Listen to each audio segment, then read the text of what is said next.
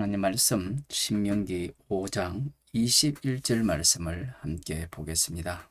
구약 성경 270쪽입니다. 내 이웃의 아내를 탐내지도 말지니라. 내 이웃의 집이나 그의 밭이나 그의 남종이나 그의 여종이나 그의 소나 그의 나귀나 물은 내 이웃의 소유를 탐내지도 말지니라. 아멘. 약속의 땅에 들어갔을 때 내 이웃의 것을 탐내지 말라고 말씀을 하시지요. 우리들 같으면 하나님은 공평한 하나님이시기 때문에 이웃의 것을 탐내지 않는 그런 환경을 만들면 되지 않겠느냐, 그런 생각을 가질 수 있습니다. 아니면 이 약속의 땅에 들어가는 모든 사람들의 마음을 낮추어서 탐을 내지 않는 그런 마음을 주시면 좋지 않겠느냐라고 생각하지만, 이러한 율법을 주셨다라는 것은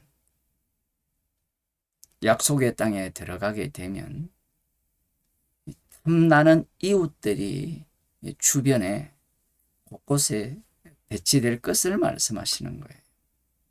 여기에 보면 이웃의 아내를 탐내지도 말지니라.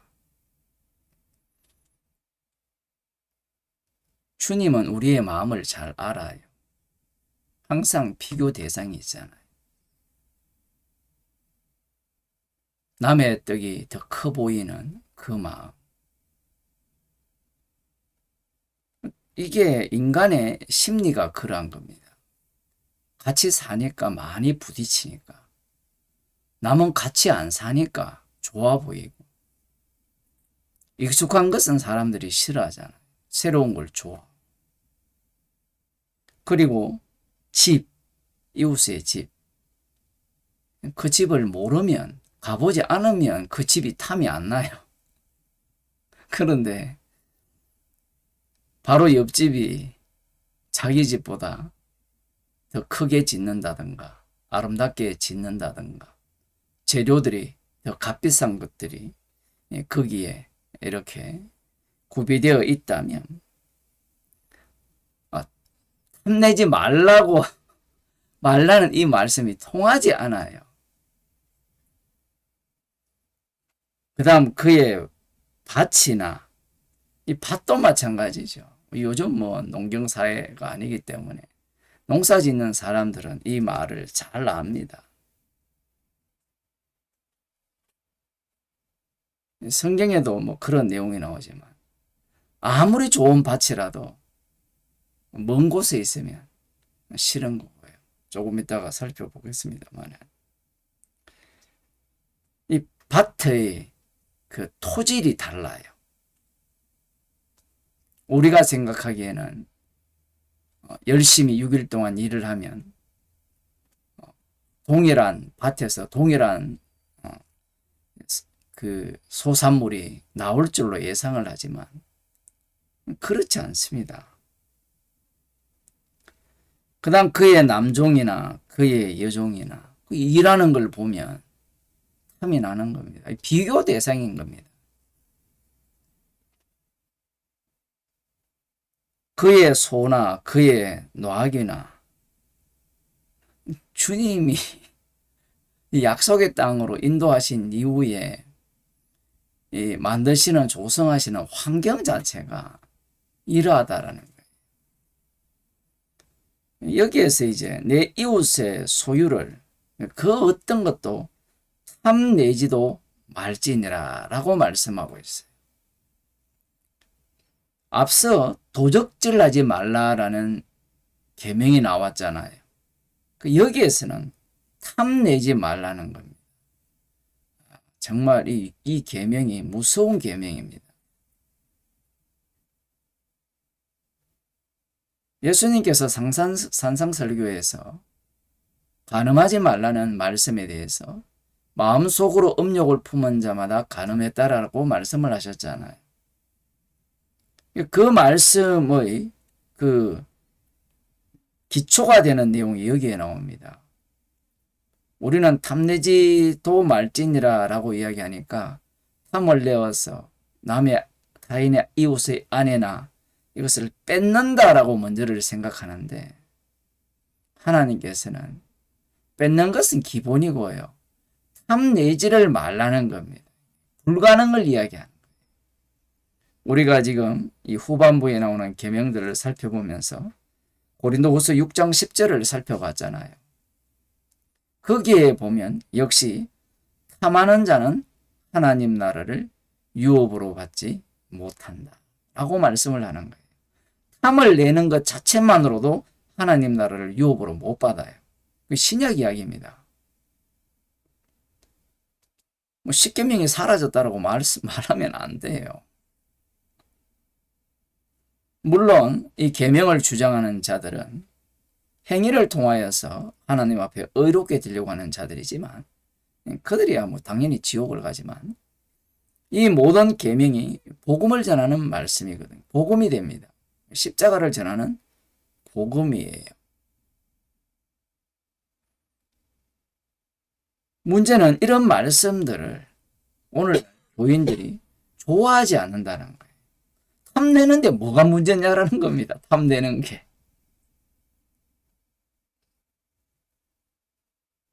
오늘 어떤 뉴스를 보니까 어떤 뭐 교수인지 뭐 차별법 이렇게 만드는 걸 이렇게 막았다 그러면서 자랑을 하는데, 이 율법은 탐내지 말라는 거예요. 무시무시합니다. 뭐 동성애가 허용되고 이런 것들을 심각하게 생각을 하는데, 이런 사람들은 문제가 뭐냐면, 그것도 문제지만 그런 걸 통하여서 자기의 죄를 숨기는 거예요. 성경 말씀은 모든 것이 지옥 갈 죄예요. 이웃의 것을 왜 탐내면 안 되느냐라고 하면, 이들이 모두가 다 어린 양의 피로 구출을 받았기 때문에 그래요. 신약적으로 표현하면 흰옷을 입은 자들입니다. 그들이 가진 모든 것들은 하나님께서 주신 선물입니다. 자신들이 수고하여서 얻은 것이 아니에요. 하나님의 전리품이죠. 여호와께서 전쟁을 하셔서. 그래서 이웃의 것을 탐내지 말라는 겁니다. 그런데 탐내지 않을 수가 없어요. 왜냐하면 이스라엘 자손이라 할지라도 여전히 이들은 첫째 아담 안에 있는 자들입니다. 첫째 아담 안에 있기 때문에 이들 모두가 다 하나님과 같이 되고자 하는 그런 마음을 갖고 있는 자들. 그래서 약속의 땅에 들어갔을 때 이웃의 것을 탐낼 수밖에 없습니다. 열왕기상 21장을 보면 유명한 사건이 나옵니다. 나봇의 포도원이죠. 1절을 보겠습니다. 그 후에 이 일이 있었니라.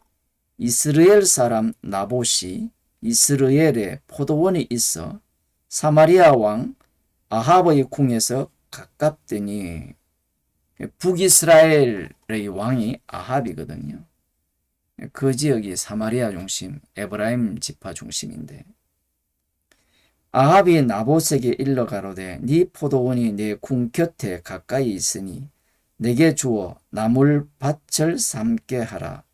내가 그 대신에 그보다 더 아름다운 포도원을 네게 줄 것이요 만일 합의하면 그 값을 돈으로 네게 주리라. 지금 이 아합 왕이 나봇의 포도원이 탐이 나요. 탐나는 이유는 그 포도원 밭이 비옥해서가 아니에요. 포도소산을 많이 내는 게 아니라 왕궁에서 가깝다는 겁니다. 채전밭 하기에 적절하다는 거예요. 이스라엘의 기업은 여호와께서 주신 기업이거든요. 그 경계선은 어느 누구도 옮길 수 없게 되어 있습니다. 그런데 이 아합 왕이 왕이라는 이유로 말은 이렇게 하죠. 내가 그보다 더 좋은 아름다운 포도원을 주겠다. 아니면 돈으로 값을 지불하겠다. 이렇게 이야기를 하지만 누가 그 말을 액면가대로 받습니까? 왕의 권력이 있는데. 이건 완전히 협박이죠. 그런데 나봇이 뭐라고 이야기하느냐면 아합에게 말하되 내 열조의 유업을 왕에게 주기를 여호와께서 금하실지로다 하니 이스라엘 사람 나봇이 아합에게 대답하여 이르기를 내 조상의 유업을 왕께 줄 수 없다 함을 인하여 아합이 근심하고 답답하여 궁으로 돌아와서 침상에 누워 얼굴을 돌이키고 식사를 아니하니 이 아합 왕의 이 모습이야말로 인간의 본 모습입니다. 자기가 갖고 싶은 것 때문에 병이 난 거예요. 우리 같으면 왕이니까 그냥 왕의 권력으로 뺐으면 되잖아요.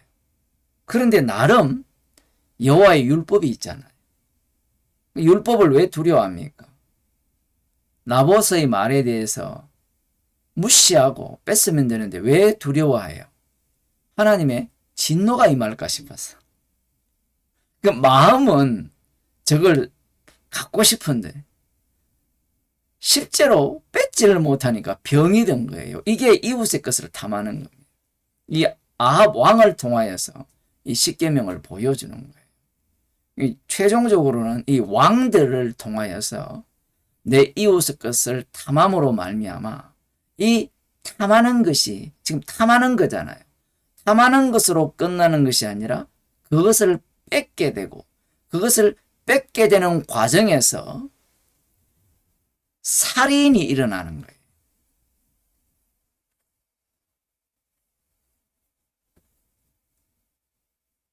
침상에 누워 얼굴을 돌이키고 식사를 안 하니 꼭 애들 같잖아요. 자기가 갖고 싶은 거, 탐하는 거 갖고 싶어가지고 밥도 안 먹고 이불 속에 들어가서 저거 사줘, 장난감 사줘. 이게 어른이 되면 자기가 갖고 싶은 것 때문에 어떻게 합니까? 온갖 수고와 노력을 그게 안 되면 어떻게 해요? 뺏기도 하고 사람을 죽이기도 하고 사기를 치잖아요. 제가 요즘 이 뉴스를 보니까 이 금융 사기 있잖아요. 이 도박 사기들 뭐 그들 한 2조 원을 이렇게 사기를 쳐도 3년밖에 안 산대요. 그러니까 3년 동안 감옥에 가서 고생만 하면 1조를 갖고 살 수 있어요. 그러니 그 짓을 안 하려고 하는 사람이 어디겠습니까? 그게 탐심이거든요. 법이라는 게 그렇게 돼 있어요. 이세벨이 식사를 아니하니 밥도 안 먹고 그렇게 있으니까 그의 아내 이세벨이 저에게 나와 가로되 왕의 마음에 무엇을 근심하여 식사를 아니하니까 왕이 이르되 내가 이스라엘 사람 나봇에게 말하여 이르기를 네 포도원을 내게 주되 돈으로 바꾸거나 만일 네가 좋아하면 내가 그 대신에 포도원을 네게 주리라 한즉 저가 대답하기를 내가 내 포도원을 네게 주지 않겠노라 함을 인함이라. 지금 여기에서 아합 왕은 무엇을 쏙 빼버립니까? 하나님께서 명하신 이 기업을 타인에게 주면 안 된다라는 이 율법을 빼버리고 이야기를 하죠. 그러자 그 아내 이세벨이 저에게 말하죠. 왕이 이제 이스라엘 나라를 다스리시니까 일어나 식사를 하시고 마음을 즐겁게 하소서. 그래서 이 이세벨이 교묘한 전략을 짭니다. 나봇을 높이죠. 높여서 그를 반역자로 처단하고 그 포도밭을 뺐습니다. 그 이웃의 것을 탐하는 것이 살인사건으로 넘어가요. 타인을 죽입니다. 그러면 이것으로 끝이 나는가? 아니에요. 이 10번째 계명이 1계명과 연결되어 있어요. 이웃의 것을 탐하기 위해서 우상을 섬기는 거예요. 왜 우상을 섬길까요? 간단하죠. 오늘날 교회 다니는 사람이나 절간에 다니는 사람들이 뭐 성당에 다니든 그들이 기도하는 내용을 들여다보면 타인이 가진 것을 갖고 싶어 하잖아요. 그렇지 않나요? 저 사람이 사업이 잘 되듯이 나도 잘 되게 해달라는 거고, 저 사람이 건강하듯이 나도 건강하게 해달라는 거고, 저 집에 자녀가 잘 되듯이 나도 잘 되게 해달라고 하고. 그게 우상이잖아요. 우상께 기도하는 거거든요. 끝에는 예수 이름으로 기도한다 하지만 예수님이 우상이거든요. 이 십계명이 만만한 게 아니라 이 모든 계명이 연결되어 있습니다. 이 탐하는 것으로 도둑질을 하고, 탐하는 것으로 살인을 하고, 탐하는 것으로 거짓 증거하죠. 이웃에 대해서. 탐하는 것으로 간음을 하게 되고, 탐하는 것으로 안식일을 범하게 되고, 그 탐하는 것 때문에 우상숭배를 하는 거예요. 인간들이 신을 찾는 목적은 이 탐심 때문입니다. 무엇을 소유하고 싶어서 신을 찾는 거예요.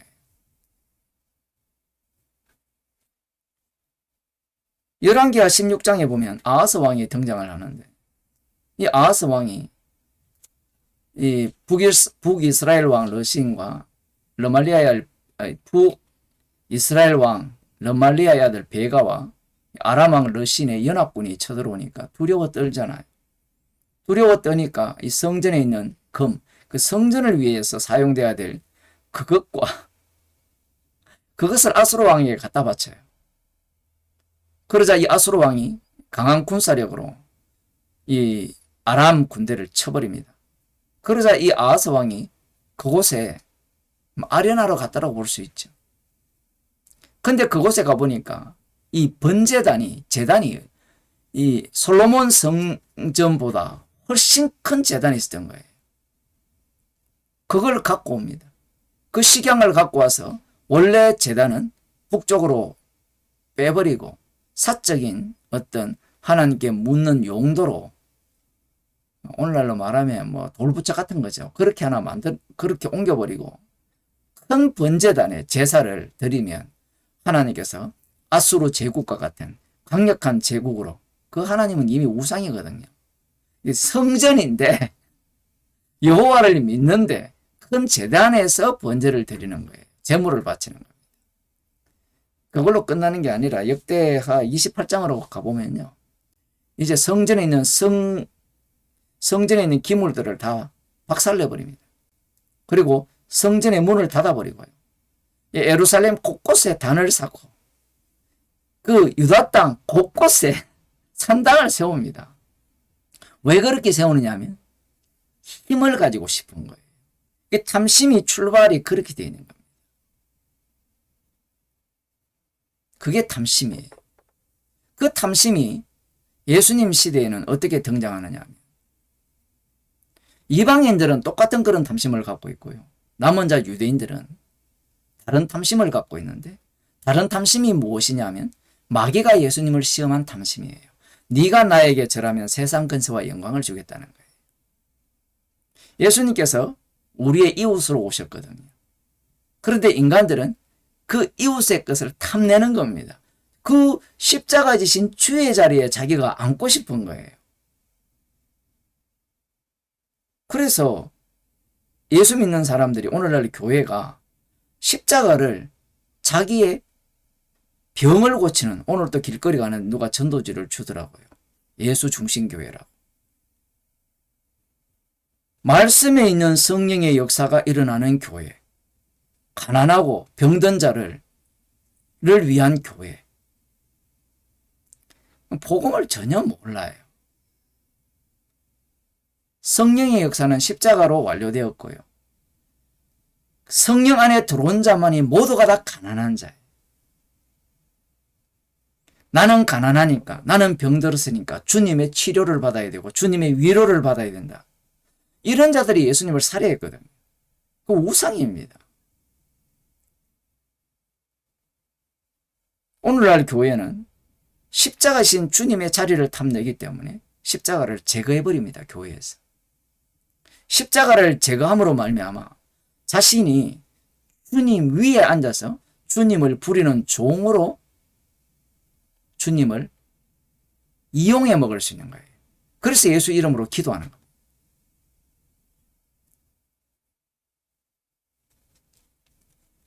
그런 교회는 십자가를 이야기하지 않아요. 예수님의 피를 이야기하지 않습니다. 물론 이야기를 하는데 잠시 이야기를 해요. 구원 용도로만 이야기하죠.